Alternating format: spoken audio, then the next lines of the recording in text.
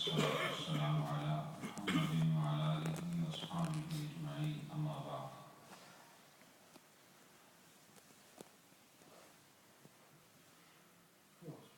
حاضرین محترم، آج ہماری یہ خوش نصیبی ہے کہ 15ویں شعبان کے روز ہماری مجلس جو ذکر کی ہوتی ہے، یہ تاریخ ہمیں ذکر کے دن میں ملی اور اس کی اپنی فضیلت ہے الحمدللہ، اور شعبان کی 15 تاریخ جو ہے اس کی اپنی فضیلت ہے، تو ہمیں اللہ تعالیٰ نے 2 فضیلتیں اکٹھی عطا فرمائیں. آج کی اس مجلس میں پھر سے ہم اپنا جو درس فقہ ہے اس کو وہیں سے شروع کریں گے جہاں اس کو چھوڑا تھا. پچھلی نشست میں الحمدللہ واقعہ معراج کو حدیث کے سائے میں چلتے ہوئے آپ کے سامنے بیان کرنے کی سعادت حاصل کی تھی، اور آج کا جو ہمارا عنوان ہے وہ قرآن پڑھنے کے دوران ہونے والی غلطیوں کے بارے میں. آپ کو یاد ہوگا کہ میں جب پاکستان گیا تھا اس وقت آپ کو آخری درس یہی دے کر گیا تھا کہ بندے کی قرات میں کس قسم کی غلطیاں ہوتی ہیں نماز کے دوران. اس کی نماز ٹوٹ جاتی ہے یا اس کی نماز ہو جاتی ہے. ان پر اگر آپ کو یاد ہو تو میں نے گفتگو کی تھی، جیسے کہ ایک حرف کو دوسرے حرف سے ملا دینا. اگر آپ کو یاد ہو ایک حرف کی جگہ دوسرا حرف ذکر کر دینا. اسی طریقے سے کوئی حرف کو حذف کر دینا. ان حرف موجود ہو لیکن پڑھتے پڑھتے آدمی اس کو نہ پڑھے چھوڑ دے، تو وہ تمام صورتیں آپ کے سامنے میں نے بیان کی تھی. تو جن لوگوں کو حاضری نہ ملی ہو اور وہ پچھلے دروس نہ سن سکے ہوں، تو ہمارے ساتھی جو ہیں وہ اس کو مسلسل یوٹیوب پر اس کو اپلوڈ کرتے ہیں اور آپ اس کو ڈاؤن لوڈ کر سکتے ہیں اور وہاں بھی دیکھ سکتے ہیں. تو قرآن پڑھتے ہوئے جو غلطیاں ہوتی ہیں ان میں سے وہ منہا سے مراد پھر وہ تمام ایررز ہیں جو آپ سے ہو جاتے ہیں نماز پڑھنے کے دوران. ان میں سے کیا ہے؟ وہ منہا زیادہ تو حرف. ان میں سے ایک ایرر یہ ہے کہ کوئی حرف پڑھتے پڑھتے قرآن پاک پڑھ رہے ہیں نماز میں، وہ حرف زیادہ ہو گیا. کیا ہوا؟ کوئی حرف زیادہ ہو گیا. ان زیادہ حرفاً اگر کسی آدمی نے ایک حرف بڑھا دیا قرآن پاک کے پڑھنے میں، فَإِنْ كَانَ لَا يُغَيِّرُ الْمَعْنَى، تو اگر اس حرف کے بڑھنے سے قرآن پاک کے معنی میں تبدیلی نہیں آتی، اگر حرف بڑھایا لیکن اس حرف کے بڑھانے سے قرآن پاک کا جو معنی ہے اس میں تبدیلی نہیں آتی، لا تفسد صلاتہ، تو اس آدمی کی نماز فاسد نہیں ہوگی، یہ اس کی نماز ہو جائے گی. عند عامۃ المشائخ، عام مشائخ کے نزدیک یہی فتویٰ ہے.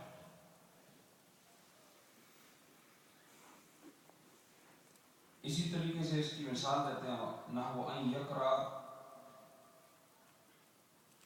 ونہا عن المنکر بزیادۃ الیاء. قرآن پاک میں ونہا عن المنکر، قرآن پاک میں ونہا عن المنکر واو کے بعد الف ہے، پھر نون ہے، پھر ہا ہے.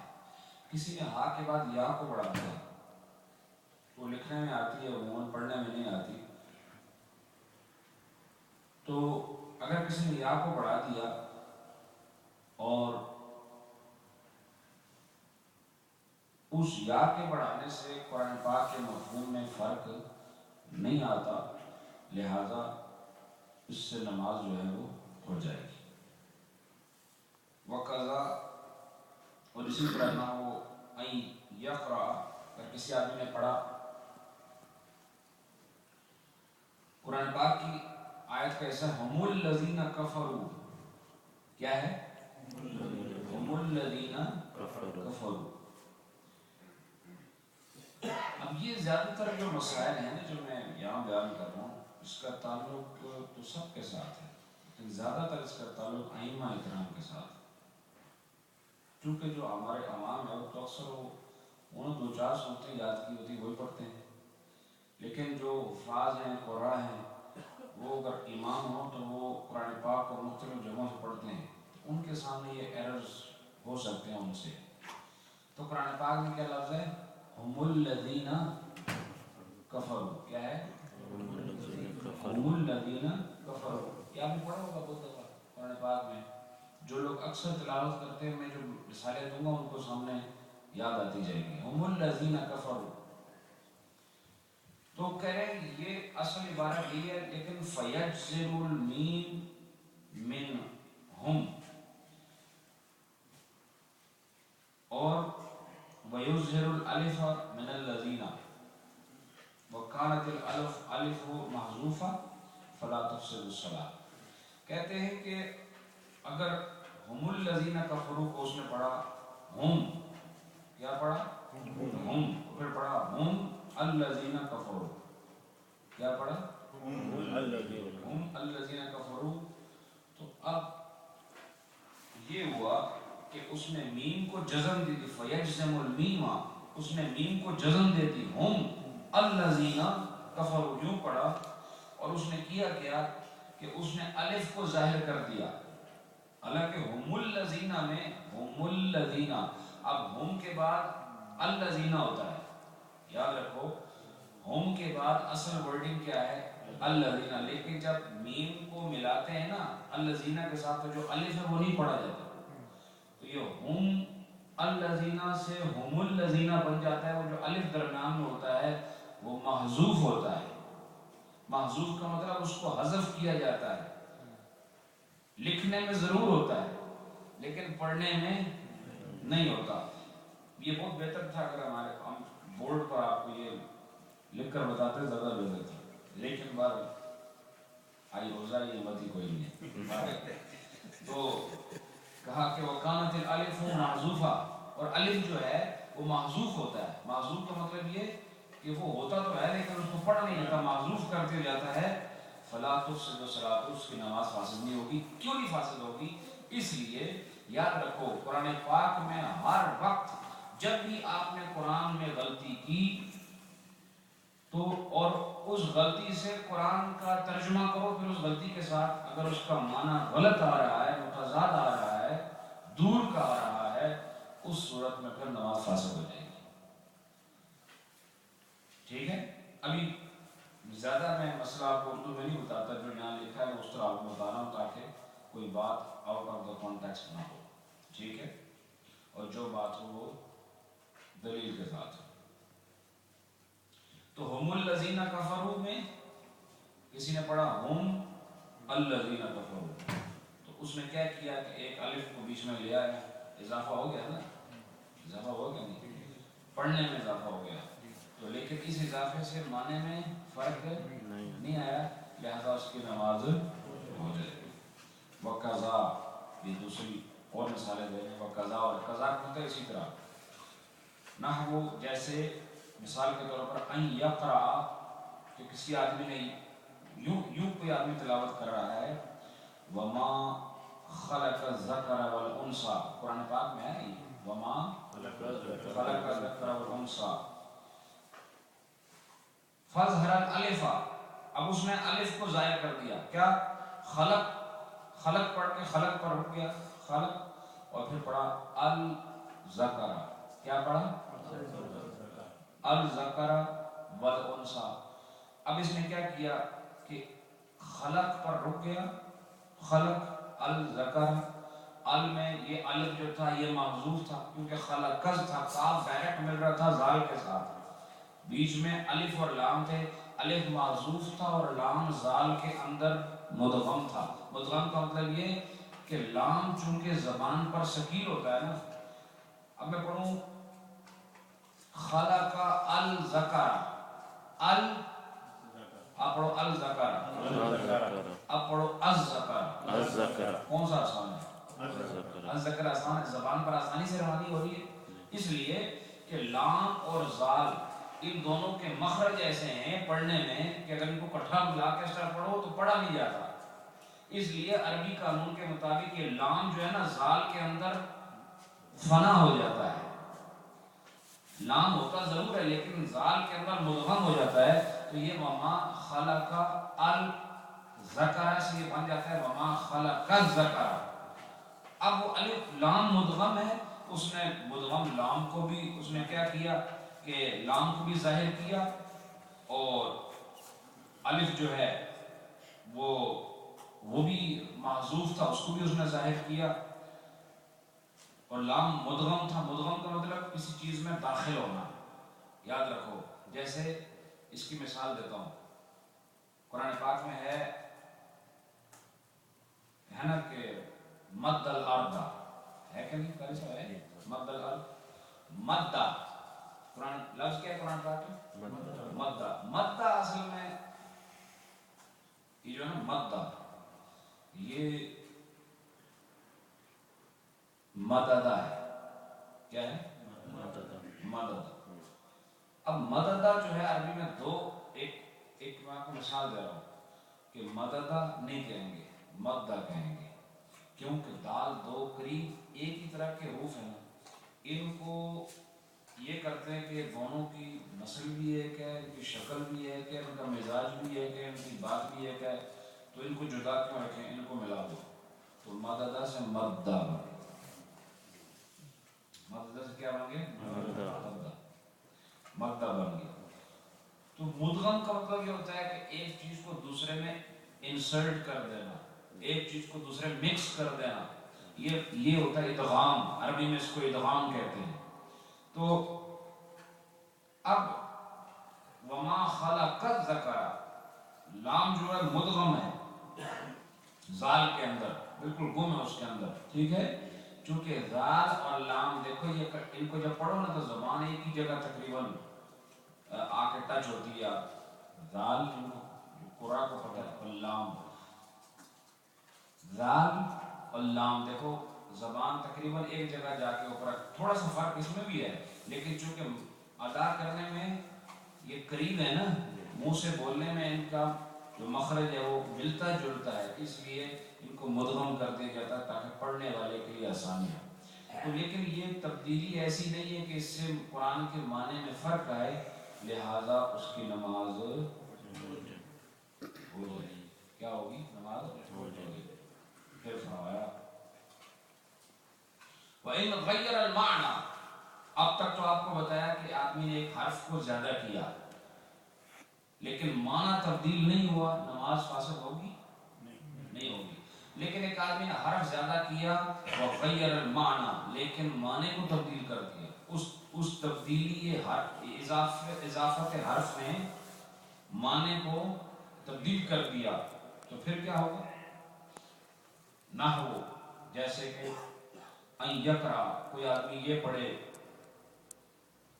وَزَرَابِیبُ مَبْثُوثَةٌ، وَزَرَابِیبُ، بولا کہ قرآن میں زرابیو، قرآن میں کیا ہے وَزَرَابِیُّ مَبْثُوثَةٌ، اب زرابیو میں یا کو اس نے ختم کر کے اس میں جو یا کو ختم نہیں کیا، یا ادھر ہی ہے لیکن ایک حرف پہ زرابی، تو بی تبھی بی ہوگا جب با کے بعد زیر کے بعد یا ہوگی، بی کو لمبا نہیں پڑھ سکتے جب تک آگے یا نہ ہو، با زیر کیا ہوتا ہے با زیر اور با زیر یا، تو زرابی یہ تبھی بنے گا جب با کے بعد یا ہوگی، تبھی لمبا ہوگا، ورنہ لمبا نہیں پڑھ سکتے آپ۔ وَزَرَابِی بو پڑھ دیا، آگے با ملا دیا اور تھا کیا یا تھا، وزرابیو. تو اب یہ جو ہے نا ایک حرف اس نے بڑھایا لیکن اس سے معنی بدل گیا. اس سے کیا ہوا؟ معنی بدل گیا. او مسانین مکان مسانی، کہ قرآن پاک میں مسانی ہو اور وہ مسانین پڑھ دے یا مسانین پڑھ دے، اس نے ایک حرف کو بڑھایا. ٹھیک ہے. اب الذکر والانثى وان سعیکم لشتی والقرآن الحکیم وانک بزیادۃ الواو تفسد. کہا کہ جیسے کہ قرآن الحکیم ہے، قرآن میں وہ واو کا قرآن الحکیم کہہ دے کہیں، اور جیسے اس سے معنی بدل رہا ہو. اور قرآن پاک میں ہے کہ ذکر والانثى ان سعیکم لشتی ہے نا، تو وہ پڑھے وان سعیکم، وا بڑھا دیا اس نے، تو اس سے معنی میں بہت زیادہ تغیر ہو جاتا ہے. تو ان تمام صورتوں میں اس کی نماز ٹوٹ جائے گی. کیا ہوگی؟ حالانکہ ایک حرف پڑھایا، پہلے بھی حرف پڑھایا تھا لیکن نماز نہیں ٹوٹی. کیوں؟ کہ معنی نہیں بدلا. اور بعد میں بھی حرف پڑھایا لیکن نماز ٹوٹ گئی. کیوں؟ کہ معنی بدل گیا. اس سے پتہ چلا ایک حرف سے بھی نماز ضائع ہو سکتی ہے، غلط پڑھنے سے، یہ بڑھانے سے. تو نمازوں اس سے بھی پتہ چلا کہ جو ائمہ کرام کو اکثر قرآن پاک کا جو حصہ ہے اس کا ترجمہ آنا چاہیے، وہ تھوڑی بہت عربی بھی آنی چاہیے، تاکہ اگر ان سے ویسی سلائٹ ایرر ان سے ہو جائے تو وہ نماز کے اندر ہی خیال کر رہے ہیں کہ مجھے اس کو کیا کرنا چاہیے. ویسے اگر کسی نے ایسی غلطی کی ہے تو وہ پھر اس کو دوبارہ پڑھ لیں اور ٹھیک کر لیں. ایسا نہیں اس نے پڑھی تو نماز تھوڑی نئے سے شروع کرے، نہیں، بلکہ جو اس نے غلطی کی اس آیت کو وہیں روک کر دوبارہ سے اس کو پڑھ کے صحیح کر لے اسی رکعت کے اندر، تو پھر اس کی نماز ہو جائے گی. یہ میں آپ کو آؤٹ آف دا کنٹیکسٹ بتا رہا ہوں. اس کے بعد وَمِنْهَا، اچھا اب آپ کیا بتائے تھے؟ ایک حرف کا زیادہ کرنا. اب اس میں سے جو ایررز ہیں،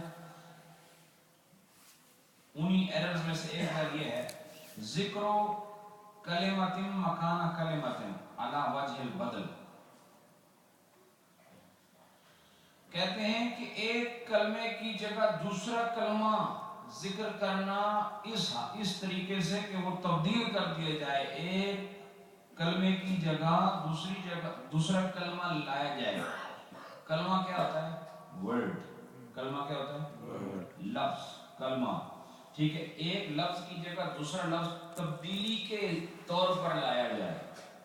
کیا کس طور پر لایا جائے؟ تبدیلی کے طور پر لایا جائے. ان کانت الکلمۃ، اب کہتے ہیں اگر تو وہ کلمہ، وہ لفظ التی قرأہا مکان کلمۃ، جس کو اس نے اصل لفظ کی جگہ پڑھ دیا ہے، اگر وہ لفظ یقرب معناہا، اس لفظ کے معنی کے قریب ہی اس کا معنی بنتا ہے جس کی جگہ اس نے وہ لفظ بدلا ہے، تو پھر وہی فی القرآن، اور وہ جو اس نے دوسرا لفظ استعمال کیا وہ قرآن میں کہیں نہ کہیں موجود ہے، لا تفسد صلاۃ، اس کی نماز فاسد نہیں ہے. اب یہ تو میں نے ترجمہ بتایا، اب میں آپ کو سمجھاتا ہوں. مسئلہ یہ ہے کہ قرآن میں ایک لفظ ہے، ٹھیک ہے. مثلا یہاں مثال وہ دیں گے، میں نہیں دیتا ہوں، ٹھیک ہے، ان کی مثال زیادہ بہتر ہے. قرآن میں کوئی لفظ ہے، اس آدمی نے اس لفظ کو نہیں پڑھا لیکن اس کی جگہ بدل کر کوئی اور لفظ پڑھ دیا، اور جو اس نے لفظ بدلا نا وہ قرآن میں کہیں دوسری جگہ ہے. اب یہ جو بدلا ہوا لفظ ہے، اصل لفظ کے ساتھ اگر اس کا معنی ملتا جلتا ہے، اگر اس کا معنی ملتا جلتا ہے تو فرماتے ہیں کہ اس صورت میں اس کی نماز فاسد نہیں ہوگی. اب اس کی مثال سنو. نہ ہو ان کرا مکان علیم الحکیم، اگر قرآن میں اللہ تعالیٰ کے لیے آتا ہے کہ وہ علیم ہے، کیا علیم ہے، لیکن علیم کی جگہ اس نے پڑھ دیا حکیم. کیا پڑھ دیا؟ حکیم. اب دیکھیں علیم اور حکیم دونوں اللہ کی صفات ہیں اور دونوں قرآن کے اندر موجود ہیں مختلف جگہوں پر، ٹھیک ہے. ایک جگہ بھی ہو سکتی ہے وہ علیمن حکیمہ، لیکن ہے صرف ایک ہے. علیم لکھا ہے اس نے علیم کی جگہ حکیم پڑھ دیا، یا حکیم لکھا ہے اس کی جگہ علیم پڑھ دیا. اب اس نے بدل دیا نا، تو بدلا ہے لیکن ایسے لفظ سے بدلا ہے جو قرآن میں موجود ہے. دوسری جگہ، اور اس کا معنی بھی ملتا جلتا ہے، چونکہ علم والا اور حکمت والا، ان کے معنی ملتے نہیں، ان کے معنی ملتے ہیں نا. تو اب حکیم کی جگہ علیم پڑھ دیا، علیم کی جگہ حکیم پڑھ دیا، تو یہ تبدیلی ہو گئی نا لفظ کی. علا وجہ البدل اس کو کہتے ہیں کہ تبدیلی ہو گئی، ایک لفظ کی جگہ دوسری لفظ آیا. لیکن یہ نماز فاسد نہ ہوگی اس وقت جب کہ یہ لفظ قرآن میں دوسری جگہ موجود ہو اور اس کا معنی اس کے ساتھ ملتا جلتا ہو. بڑا آسان مسئلہ، مشکل تو نہیں. ٹھیک ہے. وَإِن لَمْ تَكُنْ تِلْكَ الْكَلِمَةُ فِي الْقُرْآنِ لَكِنْ يَقْرُبُ مَعْنَاهَا. اب کہہ رہے ہیں مسئلہ یہ ہے کہ وہ جو اس نے لفظ بدلا قرآن پاک کا اصل لفظ کو چھوڑ کر دوسری جگہ دوسرا لفظ لکھ دیا، پڑھ دیا، تو اگر وہ لفظ قرآن میں نہ ہو جس سے اس نے بدلا، لیکن اس کا معنی اس سے ملتا جلتا ہو. اب بات سمجھ رہے ہیں؟ مثلا کسی کی شان بیان ہو رہی ہے، کسی صحابی کی شان قرآن میں بیان ہو رہی ہے، یا کسی نبی کی بات ہو رہی ہے، اس کی ایک صفت کا ذکر آیا، اس نے اس صفت کے لفظ کو بدل دیا کسی اور لفظ کے ساتھ، لیکن وہ جو اور لفظ بدلا، ابھی پیچھے مسئلہ گزرا ہے کہ وہ قرآن میں سے اور معنی قریب ہو تو نماز نہیں جاتی، اس نے بدلا، لیکن یہ اس دفعہ جو اس نے بدلا تو یہ لفظ قرآن میں نہیں تھا، لیکن پھر یہ دیکھا کہ قرآن میں یہ لفظ تو نہیں، لیکن اس کا معنی قرآن پاک کے اصل لفظ کے قریب ہے، اس سے ملتا جلتا معنی ہے، تو یہاں پر پھر اختلاف ہے. اختلاف کیا ہے؟ عن ابی حنیفہ و محمد رحمہم اللہ، کہا کہ یہ امام اعظم ابو حنیفہ اور امام محمد ان دونوں کے نزدیک رحمہم اللہ تعالی لا تفسد، ان کی نماز فاسد نہیں ہو. امام محمد اور امام اعظم ابو حنیفہ کے نزدیک. وعن ابی یوسف رحمہ اللہ تعالی، اور امام ابو یوسف جو ہے وہ کیا کہتے ہیں؟ تفسد، اس کی نماز فاسد ہو جائے گی، اس کی نماز کیا ہوگی؟ فاسد نہ ہو. اب وہ اس کی مثال دیتے ہیں، نہ وہ ان قرأ التیابین مکانت التوابین، کہ قرآن میں ہے التوابین، کیا ہے؟ التوابین، اور اس نے پڑھ دیا التیابین، اس نے کیا پڑھ دیا؟ التیابین. وَإِن لَمْ تَكُنْ تِلْكَ الْكَلِمَةُ فِي الْقُرْآنِ. اچھا یہ تو آپ کو پتہ چل گیا اس میں اختلاف ہے، لیکن کہہ رہے ہیں کہ وَإِن لَمْ تَكُنْ تِلْكَ الْكَلِمَةُ فِي الْقُرْآنِ، ایک آدمی نے ایک لفظ کو بدلا دوسرے لفظ کے ساتھ، اور وہ لفظ دوسری جگہ قرآن میں کوئی نہیں ہے. وَلَا تَتَقَارِبَانِ فِي الْمَعْنَى، اور نہ ہی ان کا آپس میں معنی ملتا جلتا ہے. تفسد صلاتہ بلا خلاف، تو بغیر کسی اختلاف کے اس کی نماز فاسد ہو جائے. تو اب میں آپ کو ذرا یہ مسئلہ یہ سمجھا دوں کہ اگر آدمی نے ایک لفظ کی جگہ دوسرا لفظ بولا، تو اگر وہ قرآن میں دوسری جگہ ہے اور معنی ان کا ملتا جلتا ہے، نماز ہو جائے گی، کوئی اس میں اختلاف نہیں. دوسرا یہ کہ ایک آدمی نے لفظ کو بدلا اور وہ قرآن میں تو نہیں ہے لیکن معنی اس کا ملتا جلتا ہے، تو امام ابو یوسف نہیں، امام محمد اور امام اعظم ابو حنیفہ کے نزدیک نماز ہو جائے نہیں. ایسا نہیں، امام ابو یوسف کے نزدیک نہیں ہوگی، امام محمد اور امام اعظم کے نزدیک ہو جائے گی. لیکن یہ کہہ رہے ہیں کہ اس وقت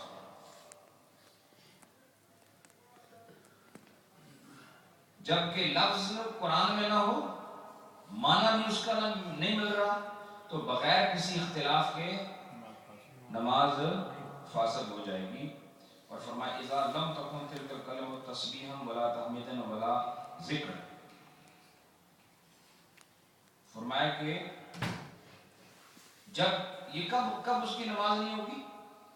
جب اس نے باہر سے جو کلمہ اٹھایا وہ نہ اللہ کی تسبیح اس میں ہے، نہ اس میں اللہ کی تحمید ہے، نہ اس میں کوئی اور ذکر موجود ہے.